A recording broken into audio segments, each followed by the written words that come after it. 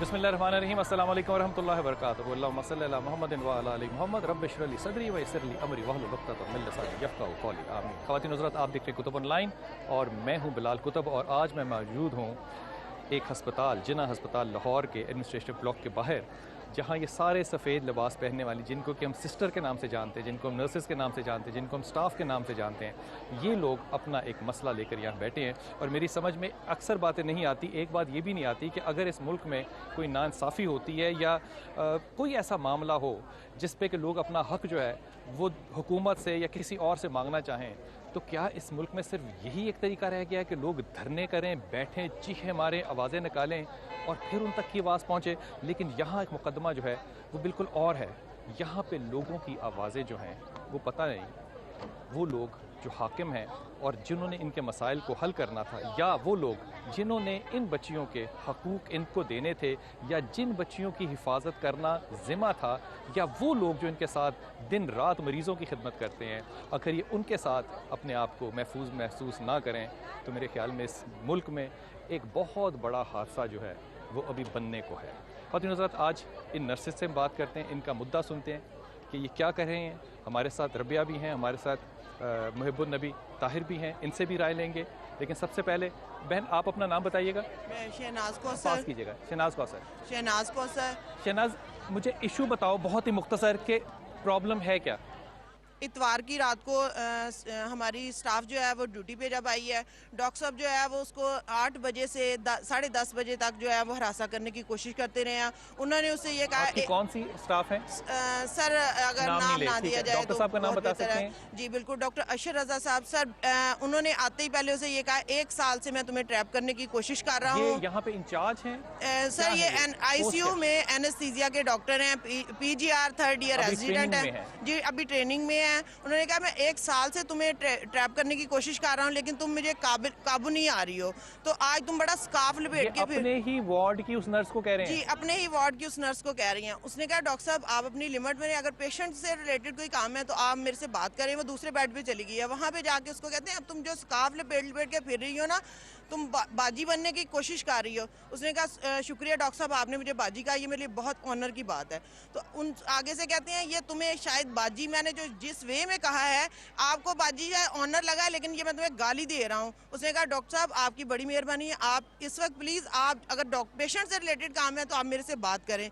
जब उन्होंने फिर उसके बाद उसको गाली दी है, गाली देके उसको, अब मैं वो गाली बयान नहीं कर सकती और ना मेरा जुबान ये जेब देती है कि वो मैं गाली यहाँ पे दूँ।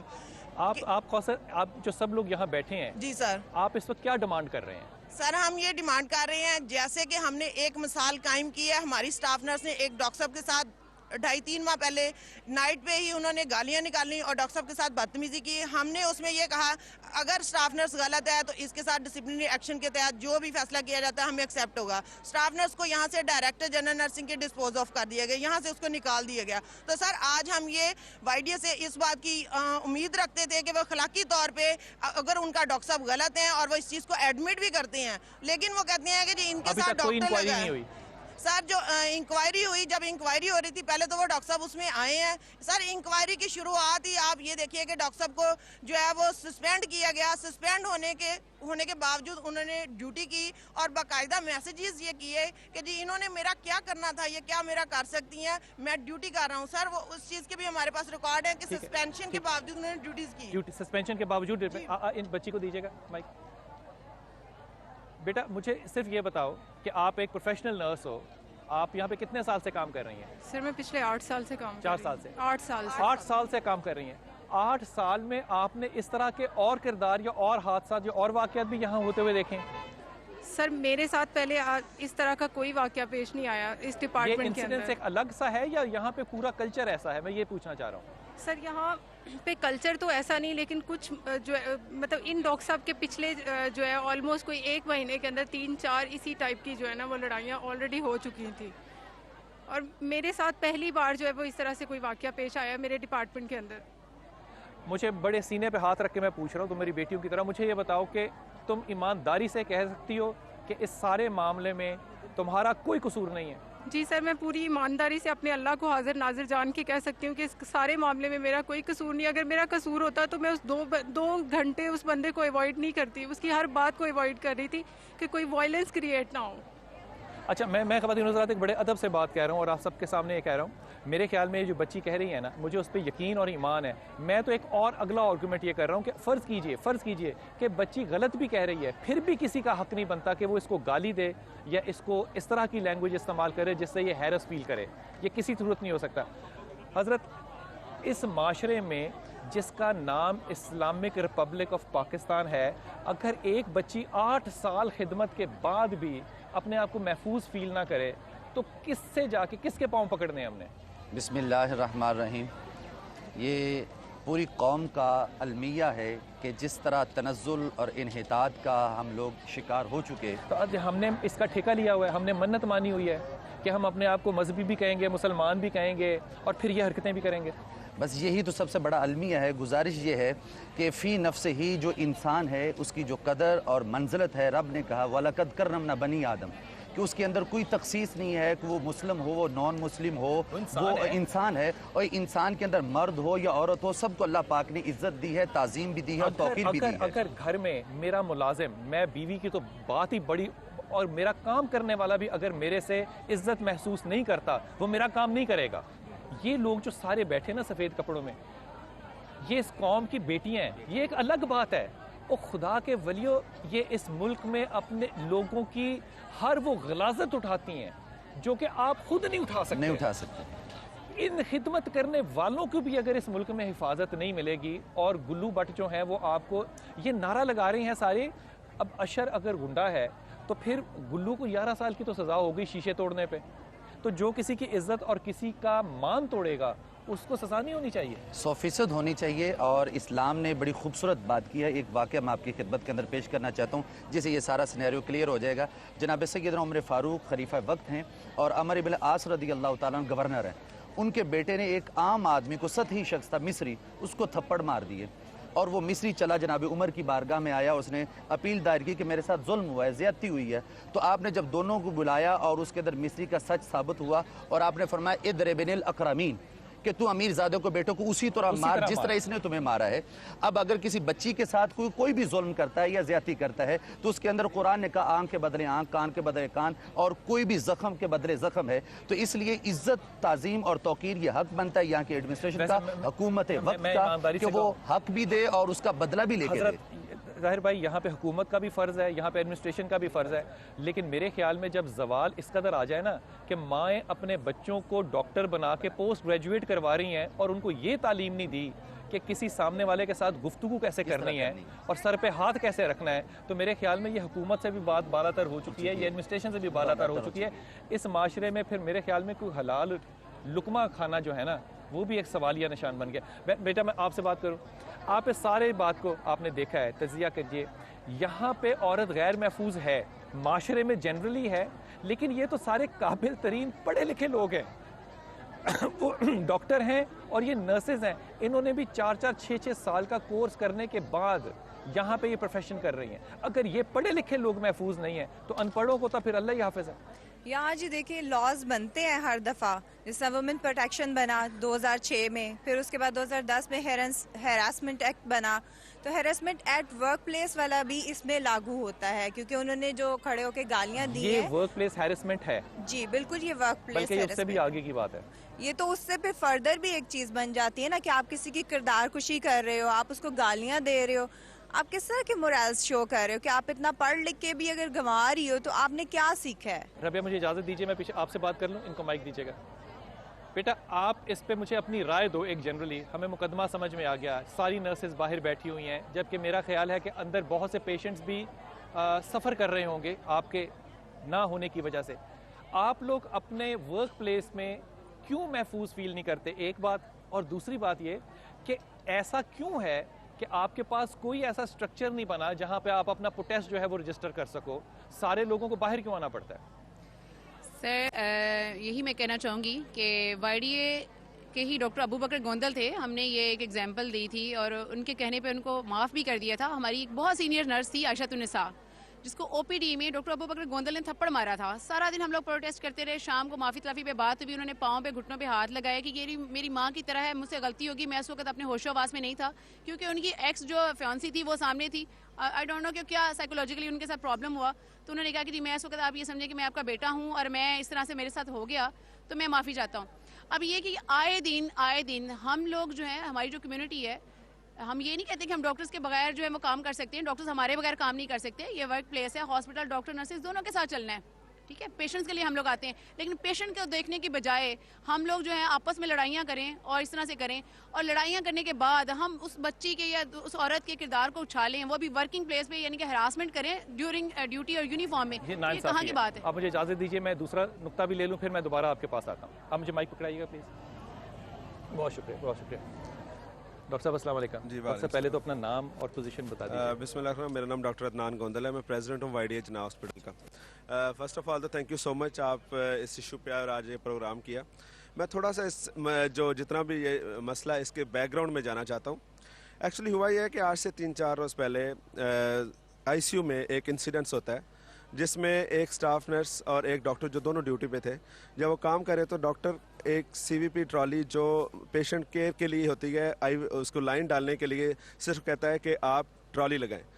उसके जवाब में एक दफ़ा कहता है, 2 दफ़ा कहता है, तीसरी दफ़ा 4 दफ़ा जब कहता है तो स्टाफ आगे से कहती है आप बकवास अपना बंद करें, मैं अपना काम कर रही हूँ।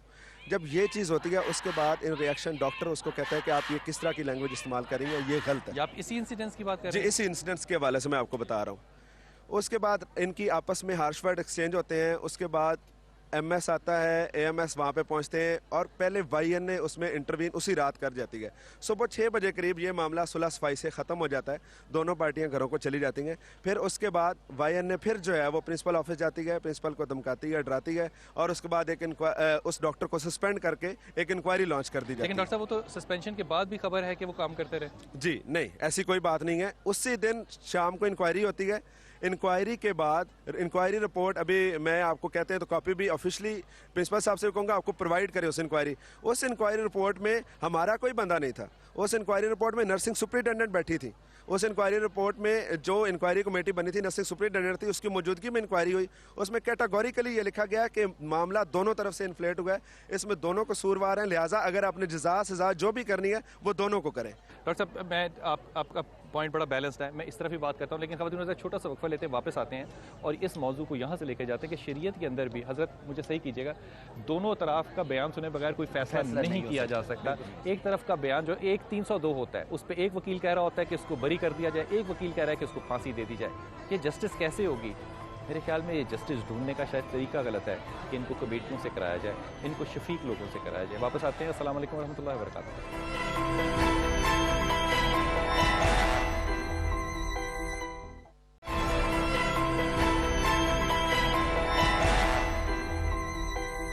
अस्सलाम वालेकुम ख़वातीन हज़रात, एक आपका YDA का जो परसेप्शन है वो भी आपके सामने है। मैं परसेप्शन कह रहा हूँ इसको, और एक हमारी जो नर्सेज हैं, हमारी बच्चियाँ जो, इनका भी परसेप्शन है। आपने इनकी भी बात सुनी, इनकी भी बात सुनी।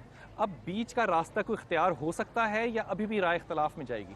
सर बिल्कुल बीच का रास्ता निकालने के लिए, जैसे कि इन्होंने आपसे ये कहा कि वो नर्स ने ट्रॉली पे ये बात हुई है, सर इस चीज़ की गवाही जो है वहाँ के पेशेंट के जो अटेंडेंट हैं उन्होंने भी रिटर्न में वो दे चुके हैं कि सर उसमें उन्होंने क्या लिखा है। सर उसमें AMS साहब की रिपोर्ट देख सकते हैं आप, उसमें कि अब्यूसिव लैंग्वेज जो है उस डॉक्टर साहब ने यूज़ की front of AMS doctor Aftab. तो सर ये बयान है, और ये इसमें पेशेंट के अटेंडेंट के बयान है, इसमें सेंटर इंस्पेक्टर का बयान है, सर इसमें जो वहाँ पे वार्ड आया थी उसका बयान है कि ये पेशेंट से रिलेटेड कोई बात हुई ही नहीं है। तो सर अपने ये इन्होंने कहा जी हमने YNA ने इसको उछालने की कोशिश की। सर ये लड़की गवाह है, मेरी इससे बात हुई है सुबह 5 बजे। मैंने इसे कहा अगर वो एक्सक्यूज़ करते हैं हमने कहीं बात को ख़त्म करना है तो बेटे आप इसको, अगर आपका दिल मानता है तो आप उसको अगर अशर आता है और इससे माफ़ी मांगता है और आइंदा गलती ना करने का भी वादा करता है, फिर मामला खत्म सर होता है। ये वाईडीए का एक वतीरा बन चुका है, आए दिन ये हरकत होती हैं, उसके बाद माफी होती है, वो कहते हैं हर बंदे को माफी मिलती है। चले और इस फिर वक्त वो जो next माफी यही वाक़या मांगेगा होता है। अशर है यहाँ पे तो हमारे सर पास। ये एक दफा इस पे कोई अगर किसी को पनिश होगी तो सर नेक्स्ट ये वाकया नहीं होगा। हम आज ये सर डिमांड करते हैं वर्किंग प्लेस पे वुमेन को जो हरासा किया जाता है सर उसके लिए हमें इंसाफ दिया जाए। अगर हमारी नर्स को जो है आप ये वो इंसाफ डिजिट किससे डिस्पोजल मांग किया रहे जा सकता है हैं? तो ये सर इंसाफ आप डॉक्टरों को मांग क्यों- किससे रही हैं? किससे सर- मांगना है? सर, सीएम से हम- मांगना है, हम- पीएम से मांगना सर है? हम सीएम साहब से अपील कर रहे हैं क्योंकि सर यहाँ पे अदारे का सरबराह जब हम प्रिंसिपल साहब के पास गए हैं उन्होंने हमें ये कहा है कि मैं कोई अदारे का चौकीदार नहीं हूँ कि मुझे ये पता हो कि जी मैंने उसको सस्पेंड किया और वो ड्यूटी कर रहा है। मेरी प्यारी बहन, मैं ये कह रहा हूँ कि आर्गूमेंट के तौर पे, मिसाल के तौर पे कह रहा हूँ, मैं कह रहा हूँ जो डॉक्टर साहब ने कहा है ना वो सारा सच है। अगर ये सच भी है फिर भी ये हमारी बच्ची है, हमें इस पे शफकत करनी है। हमें इस मामले को हम ये कागजी कार्रवाई करके हम एक अदालत तो पैदा कर सकते हैं, धरना दे सकते हैं, लेकिन हम जो अखलाकी तरबियत कर रहे हैं अपने लड़कों की और लड़कियों की, उसका भी तो कोई ज़िम्मा हमने उठाना है ना। जी जी इसमें मैं जो अखलाकी कर रहे हैं ये इन्होंने तो गालियों की वो ली हुई है। जब भी कोई बात होती है आके बदमाशी दिखा देनी, ये वो बात कर देना। सर ये तो कोई बात नहीं, हम अगर बाहर निकलते हैं मर्दों के माशरे में काम कर रहे हैं तो इसका ये मतलब तो नहीं कि हमें हरासा किया जाए, गालियां दी मेरी जाए। प्यारी बहन, क्या ये इनकी औरतों का अपनी- भी उतना ही माशरा है, बल्कि सर- ज़्यादा है। सर देखें यहाँ पे फिर ये क्यों ऐसे हुआ? हर बार यही बात होती है। ये समझ में नहीं आता, ये देखिए, वाकई मेरी एक समझ में बात नहीं आता सुने, कि ये ये क्यों 2 होता है। माह पहले 3 माह पहले की बात है, इनके एक डॉक्टर ने इतनी एजेड स्टाफ को मुंह पे थप्पड़ मारा, वो हमने एक्सक्यूज कर दिया।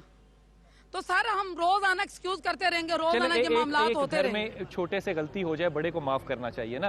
एक तो गलती हो सर गई, तो हम कितनी दफा माफ कर चुके हैं बिलाल भाई एक बात सर, करना ये चाह रहा माफी हूं। बड़ी दफा हो एक चुकी सेकंड है। बिलाल भाई, बात ये है कि कुरान ने एक फैसला दिया, ए दिलू हो अकरबुल तकवा। बात ये कि माफ़ी तलाफ़ी तो एक बात की बात है, पहले ये तो देखना चाहिए जिसकी ज़्यादती उसको सज़ा मिलनी चाहिए। हमारे यहाँ तसव्वुर ये है, जो दीन का तसव्वुर ये है, अक्का अलैहिस्सलाम का फरमान है वो कौम तबाह उस वक्त हो जाती है जब उसको इंसाफ नहीं मिलता, अदल नहीं मिलता। तो अदल के कौल है, तकाजे कुफर के साथ रहा जा सकता है, नाइंसाफी के साथ नहीं। नहीं रहा जा सकता। इसलिए पहली बात यह है कि जस्टिस होना चाहिए, इंसाफ होना चाहिए, और जिस पर जुल्म हुआ है और जिसने ज्यादती की उसको सजा मिलनी चाहिए। इस्लाम का तसव्वुर ये है। आप बेटा क्या? जी मैं इसमें थोड़ा सा बस ऐड करूंगी, आप अखलाकियात और बाकी सब चीज़ों को भी आप देख रहे हैं, ठीक है, लेकिन जो लॉज आपने बनाए हैं, क्या सिर्फ हम पार्लियामेंट इसलिए रखी हुई है कि जी लॉज बनाते जाएं, इम्प्लीमेंटेशन के लिए कुछ भी नहीं है? इसके अलावा कोई और भी ख्याल है? हाँ, इसका जवाब है हाँ। कह रही हूँ ना, एक मुझे राय लेने दीजिए इनसे। मेरा पॉइंट ऑफ व्यू इसमें प्रॉब्लम ये आ रही है कि हम लोग मुद्दई भी खुद बन गए, हम लोग गवाह भी खुद बन गए और मुनसिफ भी खुद ही बन गए। इसका कहीं ना कहीं तो किसी ने इंसाफ की बात मौलाना साहब ने की, बड़ी वैलिड बात है, बिल्कुल इंसाफ होना चाहिए, लेकिन कोई ना कोई तो फैसला करेगा। अब किसी पार्टी के पास, किसी थर्ड पर्सन के पास अपना आप केस लेके जाएं, वो फैसला करे। हमने पहले दिन से ये कह रहे हैं कि अगर आपको पहली इंक्वायरी हुई उसमें दोनों पार्टियां कसूरवार हैं, अब उस पे आपको कंसर्न्स हैं, आप कहते हैं हमारे साथ ज्यादती हुई, ठीक हो गया, हमने वो बात मान ली, आप दोबारा इंक्वायरी करवा लें। अगर ज्यादती हुई है तो अशर को सजा देने के लिए आप तैयार होंगे? बिल्कुल, अगर इंक्वायरी रिपोर्ट ये कहती है कि अशर की तरफ से ज्यादती है, हम डेफिनेटली हम करेंगे। हमने कब कहा, हमारा कोई इनकार नहीं है इससे। कोई ना कोई किसी तीसरे बंदे ने फैसला तो करना है, फैसला तो करना।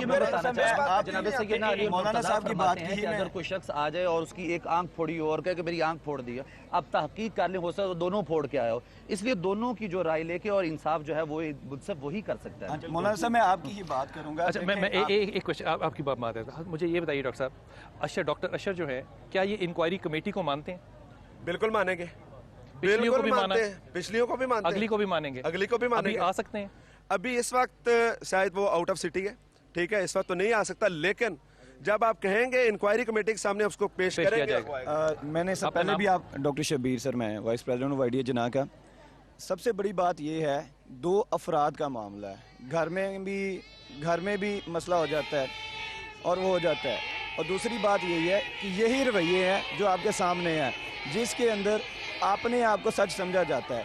आप मुंसिफ हैं, अलामा साहब बैठे हैं, आप लोग बैठ जाएं, आप बैठ के फैसला कर दें। अगर अशर का कसूर होगा तो अशर को सज़ा मिलेगी, अगर नर्स का कसूर है तो नर्स को सज़ा मिलनी चाहिए। आपका नाम?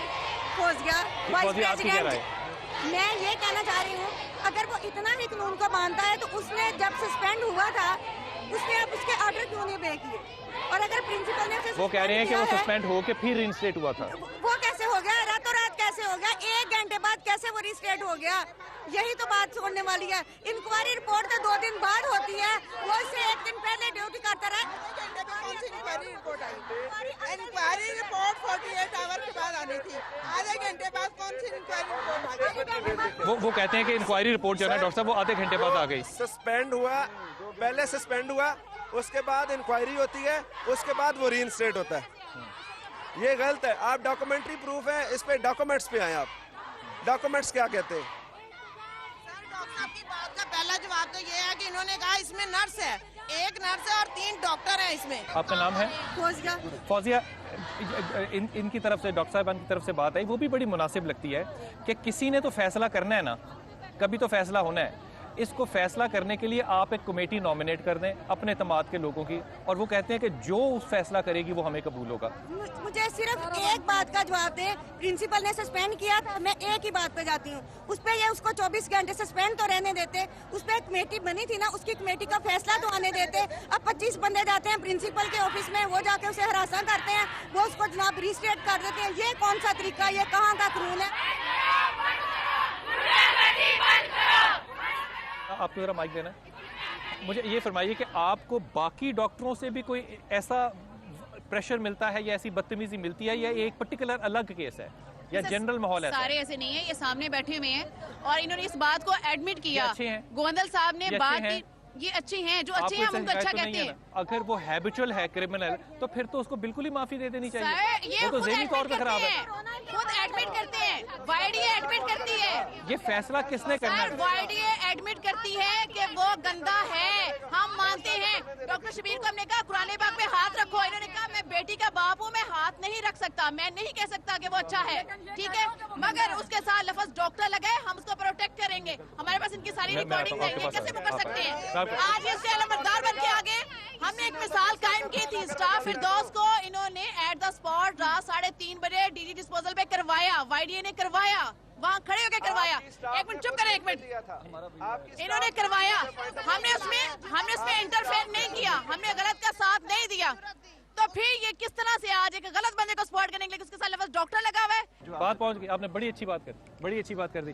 डॉक्टर साहब इसका जवाब देना है जो इन्होंने आखिर में बात की है। सबसे पहली बात ये है कि अफराद के मामलात में मौलाना साहब बैठे हैं, आपने बात सुनी, आपने बात की।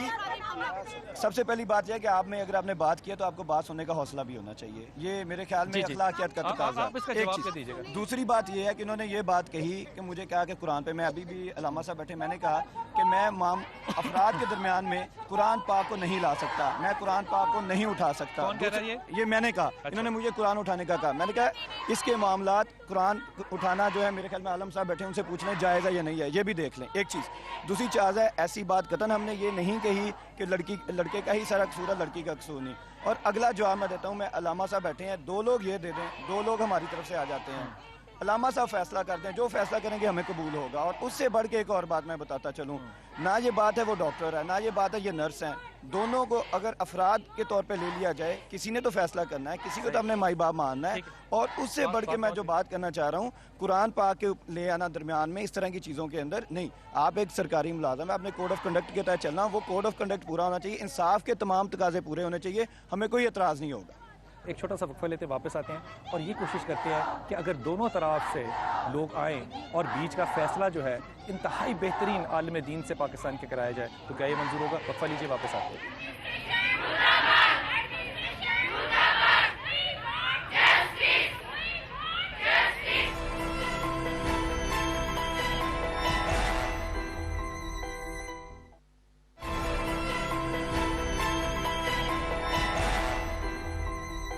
बिस्मिल्लाहिर्रहमानिर्रहीम। बहुत दिनों साथ दोनों लोग जो है, वाईडीए जो है, ये भी इंतहाई काबिल एहतराम लोग हैं, ये हमारी बच्चियां जो है ये भी इंतहाई काबिल एहतराम है। लेकिन जब कोई मसला पैदा हो जाए तो उसका तस्वीर किसी तरह तो कराना है, कुछ जिरगा बनेगा, कुछ तो होगा ना। मेरी बच्ची, मुझे एक बात बताओ, अगर तुम्हारी क्या शर्त है कि ये मामला किस तरह रिजॉल्व हो? एक तरीका जो है ना, जो कि इन्होंने कहा, और ये बिल्कुल इंसाफ है दुनिया का, कि दोनों तरफ से 2-2 लोग आ जाएं और तीसरा शख्स जो फैसला करे दोनों की बात सुन के, वो इस मुल्क का, इस शहर का आला तरीन किरदार हो। जिस सूफ़ी को कहती हैं, जिस उलमा आलिम को कहती हैं, उनको हम ले आते हैं। अगर वो फैसला कर दें तो आपको कबूल होगा? किसी तरह तो फैसला करेंगे ना, सारी ज़िंदगी आप बाहर तो नहीं बैठेंगे। सॉल्व कैसे होगा? सर पहली बात तो ये है कि वो मुलजिम नहीं है, वो मुजरिम है। और ये बात हर बंदा हमारी एडमिनिस्ट्रेशन से लेकर स्वीपर तक जानता है कि उसकी रेपो कैसी है, ठीक है। और ये लोग भी बड़ी अच्छी तरह से जानते हैं सर, हर दूसरे बंदे के साथ उसकी लड़ाई है और यही उसका वतीरा है, ठीक है। अगर ये हमारे साथ इसी तरह से करते रहेंगे, हर दूसरे दिन हमारी लड़की के साथ बदतमीजी होगी और हम इसी तरह से आएंगे। एडमिनिस्ट्रेशन इनसे डर सकती है, हुकूमत इनसे डर सकती है, हम इनसे डरने वाले नहीं है, ठीक है। हम इंसाफ के लिए हमें जहाँ जहाँ जाना पड़ेगा हम लोग जाएंगे और हम इंसाफ लेकर रहेंगे। हम कोई इंसाफ लेने कहाँ जाएंगे? इंसाफ लेने कहाँ जाएंगे? इंसाफ ले सर, हमें जहाँ भी जाना पड़ा हम जाएंगे। डॉक्टर साहब एक मिनट मेरी आपसे रिक्वेस्ट है, पर्सनल अटैक में ना जाए। एक सेकंड, मेरे पास बड़ी चीजें पड़ी हैं, एक सेकंड, मैं वो लेके आऊंगा, मीडिया पे लेके आऊंगा, फिर काम बड़ा खराब होगा। हम लोग पर्सनल अटैक में नहीं जाना चाहते। एक सेकंड डॉक्टर साहब, हम लोग पर्सनल अटैक नहीं चाहते। डॉक्टर साहब, खवातीन की इज्जत है, हम खवातीन की इज्जत करते हैं। एक मिनट देना, डॉक्टर साहब। लेकिन इस तरह जातियात पे आएंगी तो फिर बहुत सारी बातें पे नहीं आना, किसी ने भी नहीं आना। ये फरमाइए कि उस बच्ची ने एक बात पूछी, उसने कहा कि ये हादसा नर्सेज के साथ क्यों होते हैं, ये लेडी फीमेल डॉक्टर्स के साथ क्यों नहीं होते? देखिए मेरी एक बात सुने, हमारे माशरे का एक अलमी है, ठीक है। जहाँ पे भी कोई इशू होता है अगर मेल फीमेल का, उसमें फीमेल को ही हमेशा जो है वो हम कहते हैं कि उस पर जुल्म हुआ। आल दो अगर फीमेल की भी जाती है, अभी ये केस आप ले लो, इसमें भी इंक्वायरी रिपोर्ट देख ले। इंक्वायरी इनकी अपनी नर्सिंग सुपरिटेंडेंट उसमें बैठी हुई है, उसने कहा कि दोनों तरफ से हुआ है, लेकिन हाईलाइट क्या हो रहा है? हाईलाइट हो रहा है जो फीमेल के साथ जाती हुई है, हालांकि ऐसा नहीं है। अस्सलाम वालेकुम भाई जी, आपका नाम क्या है? जी सरदार मोहम्मद। तो आप क्यों आए हैं यहाँ पे, क्यों खड़े हैं? ਇੱਥੇ ਸਾਡਾ ਮਰੀਜ਼ ਹੈ। अच्छा 28 ਦਿਨ ਹੋ ਗਏ ਨੇ। ਆ 4 ਦਿਨ ਤੋਂ ਲੈ ਕੇ ਸਾਨੂੰ ਕਿਸੇ ਨੇ ਟੀਕਾ ਨਹੀਂ ਲਾਇਆ, ਕਿਸੇ ਕੋਈ ਮਰੀਜ਼ ਵਿਚਾਰੇ ਮਰਦੇ ਪਏ ਨੇ। ਇਹ ਜਿਹੜੀਆਂ ਬੀਬੀਆਂ ਵਿਚਾਰੀਆਂ ਸੰਭਾਲਦੀਆਂ ਨੇ, ਇਹਨਾਂ ਨੂੰ ਮਾਰਦੇ ਨੇ, ਧੱਕੇ ਤੇ ਝਾਟਾ ਮਾਰਦੇ ਨੇ। ਇਹਨਾਂ ਦਾ ਗੁਨਾਹ ਕੋਣੀ, ਡਾਕਟਰਾਂ ਦਾ ਗੁਨਾਹ। ਤੁਸੀਂ ਦੇਖਿਆ? ਹਾਂ ਤੁਸੀਂ ਦੇਖਿਆ? ਆਹ ਤੇ ਦੇਖਿਆ ਵੀ ਜੇ ਝਾਟਾ ਮਾਰਦੇ ਹੋਰ ਕੀ ਕਰਦੇ ਨੇ।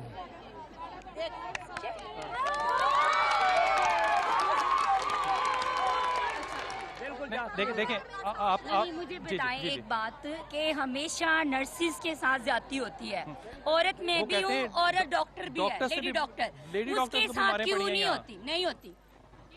किस वाइडी के डॉक्टर ने लेडी डॉक्टर को गाली दी या थप्पड़ मारा? आज भी कोई सबूत दे दे, मैं इसी वक्त अपनी जॉब से रिजाइन देती हूँ। आपके ख्याल में क्यों होता है नर्स के साथ? ये समझते हैं कि हम अपर हैंड हैं। उनके हाथ आप हैं, उनके कौन से अपर हैंड है? आप हैं उनके हाथ। डॉक्टर का क्राइटेरिया क्या है? सिर्फ इनके पास एजुकेशन है, डिग्री है। आप इन्हें आपके पास भी है। एक मिनट, आप इन्हें कह दें अभी इसी वक्त कि किसी पेशेंट को आईवी लाइन मेंटेन कर दे, इन्हें नहीं आती। इनकी जॉब डिस्क्रिप्शन में आईवी लाइन मेंटेन करना, इन्हें नहीं आती। इन्हें पेशेंट्स को टिक्का लगाना नहीं आता, जिसे कहते हैं इंजेक्शन आप आईवी। डॉक्टरों की बात कर रही हैं? मैं डॉक्टर से डरती हूँ, मैं उससे लेके नहीं खाती, मैं अल्लाह का आईवी नहीं आता? नहीं आता, नहीं आता। किसी भी नर्स से पूछे। ये बात बड़ी संजीदा है जो आप कह रहे हैं, इसमें बहुत संजीदा बात है। आईवी लगानी डॉक्टर को नहीं आती, ये कैसी बात है? नहीं आती, बाकी इसको क्या काम आना है? तो ये लोग जब जाते हैं, डॉक्टर जब आते हैं और हाउस जॉब करते हैं, तो इसमें ट्रेनिंग नहीं लेते? आईवी नहीं लगा सकते, मेंटेन नहीं कर सकते? कि इनके जो रूम्स बनाए गए हैं उसमें जाके आराम से बैठ जाते हैं। ब्लड ट्रांसफ्यूजन करना हो स्टाफ के पास, पेशेंट के अटेंडेंट को भेजते रहते हैं कि स्टाफ लगाए। हालांकि ये डॉक्टर की ड्यूटी है और इस बात पे लड़ाई हो जाती है डॉक्टर और स्टाफ की कि आप अपना काम क्यों नहीं कर रहे। वो आराम से अपने कमरे में बैठा है, टीवी देख रहा है, फेसबुक पे काम कर रहा है, जो कुछ भी कर रहा है। स्टाफ मीन्स के ब्लड ट्रांसफ्यूजन अगर सैम्पलिंग भी करनी है तो वो अटेंडेंट को जलील करते हैं, आप स्टाफ के पास जाएं, स्टाफ कहेगी डॉक्टर के पास जाएं। ये सारे इश्यूज जो है ना, ये हल होने चाहिए।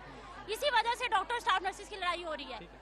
अच्छा कोई एक आप में से खड़ा हो जाए, ये बताइए कि ये बड़ा संजीदा किस्म का इल्ज़ाम है कि डॉक्टर्स को अपना काम नहीं करना आता और वो काम भी नर्सेज करें। ये वाकई आप ईमानदाराना बात कह रही हैं या ये वैसे ही ख्याल है या आप गुस्से में कह रही हैं? जी सर, ये ईमानदाराना बात है कि हमारी जो नर्सिस स्टूडेंट्स हैं ना, वो बाज़ एचओस को सिखाती हैं, लेकिन जो एचओस हैं वो अपने सैम्पलिंग करने की बजाय हमारे पास भेज देते हैं कि स्टाफ के पास जाएं, उसे कहें सैम्पलिंग करे, लेकिन उनको अपना काम खुद करना चाहिए। तो अपना काम नहीं करते? नहीं। बड़ी जालिम बात की है। अच्छा एक मुझे एक बात बताइए बेटा, आप थोड़ा आप खड़े हो बेटा खड़े हो ना, आओ खड़े हो ना। मुझे बड़ी ईमानदारी से आपने बताना है, आपको इस सारे मामले में किस चीज़ ने सबसे ज़्यादा हर्ट किया है? दुख किस चीज़ का हुआ है? या असूल की जंग है या क्या है? सबसे ज़्यादा दुख हमें डॉक्टर की बदतमीज़ी का है कि हम लोग जो है उनके साथ चलते हैं, उनसे ज़्यादा काम करते हैं, लेकिन उन लोगों ने जो है गलत कदम लिया और रिस्पेक्ट भी नहीं की। सबसे ज़्यादा दुखी चीज़ क्या है कि वुमेन की रिस्पेक्ट नहीं उन्हें पता कि एक औरत की रिस्पेक्ट किस तरह करनी चाहिए, और दूसरी इखलाकी तौर पर भी ये जायज़ है कि औरत की रिस्पेक्ट करनी चाहिए, लेकिन अच्छा, ये बात आप सारे जो हैं सीने पे हाथ रख के कह सकते हो कि नर्सों को डॉक्टरों की इज्जत करनी आती है, कोई बदतमीजी तो नहीं करता? जब एक स्टाफ एक पेशेंट के लिए एक पेशेंट का कैनुला मेंटेन कर सकती है, जो कि फर्स्ट एड है कि यहाँ से इन्फ्यूजन्स आने हैं, लाइफ सेविंग ड्रग्स आने हैं, तो मींस कि वो ऑर्डर कैरी करती है, तो वो ये काम करती है ना।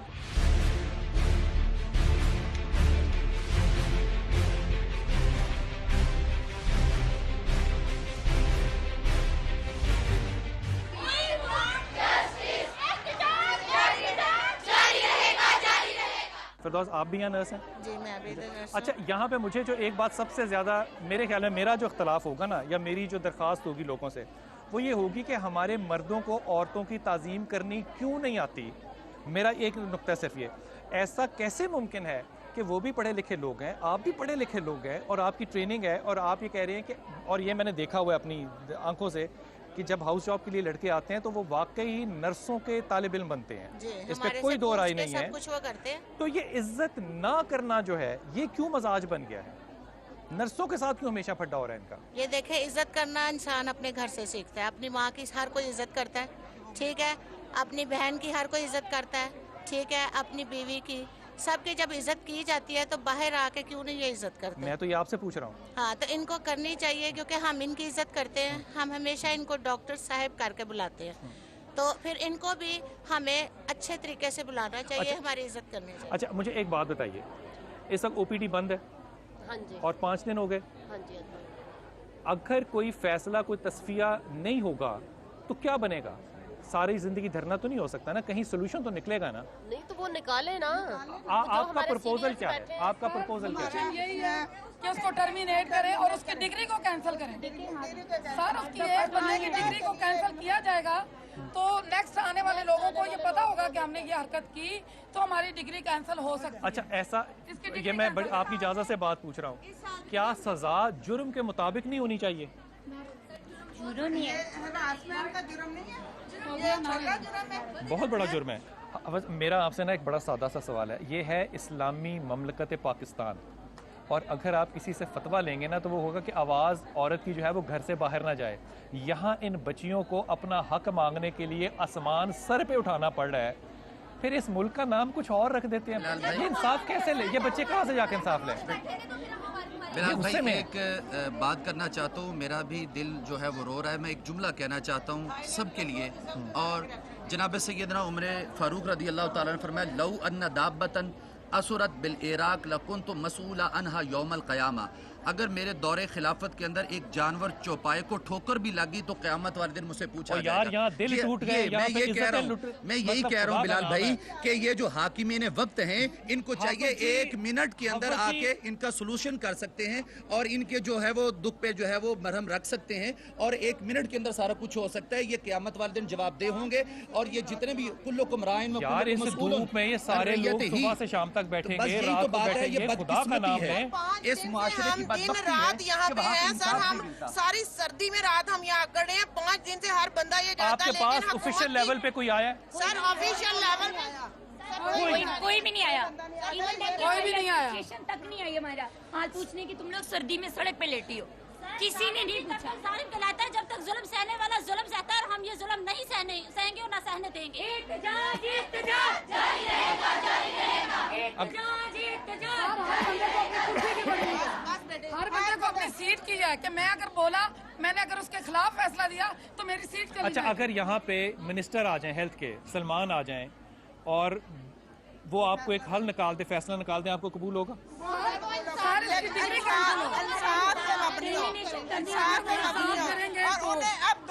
फैसला करना पड़ेगा कि लेकिन टर्मिनेशन प्रिंसिपल तो नहीं कर सकता ना, MS कर सकता है। ये तो नहीं ना कह सकता कि मैं इस इदारे का चौकीदार तो नहीं हूँ। सर जो सरबराह होता है इस इदारे का, वो इस इदारे का चौकीदार भी है। वो चौकीदार ही होता है। पाकिस्तान का जो सदर है वो भी तो चौकीदार है। एमएस कहता है मैं चौकीदार नहीं। ये अल्फाज थे, जो कर सकते हो कर लो। हमारी हॉस्पिटल के यूनियन के लोग हमें उनके पास लेके गए, हम जाना नहीं चाह रहे थे, उन्होंने फिर भी ये कहा आप जो करना चाहती हो आप कर लो। आपकी क्या आखिरी राय होगी, कोई आके क्या करे आपके साथ तो आपकी तशफ़ी हो सकती है? डिग्री कैंसिल कीजिए। आप क्या कहते हैं? इसकी डिग्री इसको टर्मिनेट किया जाए, डिग्री कैंसिल कीजिए, ये मिसाल कायम की जाएगी। और फिर बात होगी। आप सर जो लोग इस मसले को दबा रहे हैं, जो झूठ का साथ दे रहे हैं, जो सर बदमाशों से खौफजदा हैं, उनको सर यहाँ से फारिग किया जाए, ताकि जो नेक्स्ट जो आने वाले लोग हैं वो जुल्म का जो साथ ना दें, वो सच्चाई का साथ दें, इंसाफ का साथ दें, सर गुंडों का साथ ना दें। जुल्म के ये ज़ाब्ते हम नहीं मानते, जुल्म के ये ज़ाब्ते हम नहीं मानते। अशर को टर्मिनेट करो।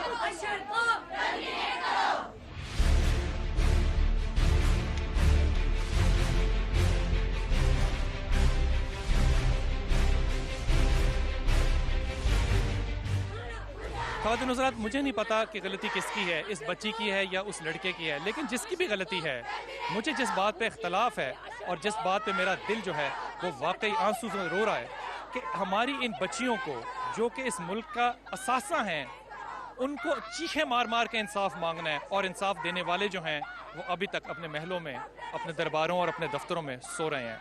5 दिन गुजर गए, OPD बंद है, ये बच्चियाँ यहाँ पे अपने गले फाड़ फाड़ के 24 घंटे बैठ के अपना इंसाफ, अपना हक अपने परसेप्शन में मांग रही हैं, और उनको देने वाला कोई नहीं है। अगर इस मुल्क में औरत को अपना इंसाफ और हक मांगने के लिए बाज़ार और सड़क में आना पड़ेगा, तो खुदा की कसम किसी हाकिम से बहुत बड़ी गलती हुई है। अपने दुआओं में याद रखिएगा। अल्लाह आपको आसानियाँ दे और आसानियाँ बांटने की तौफीक अता फरमाए।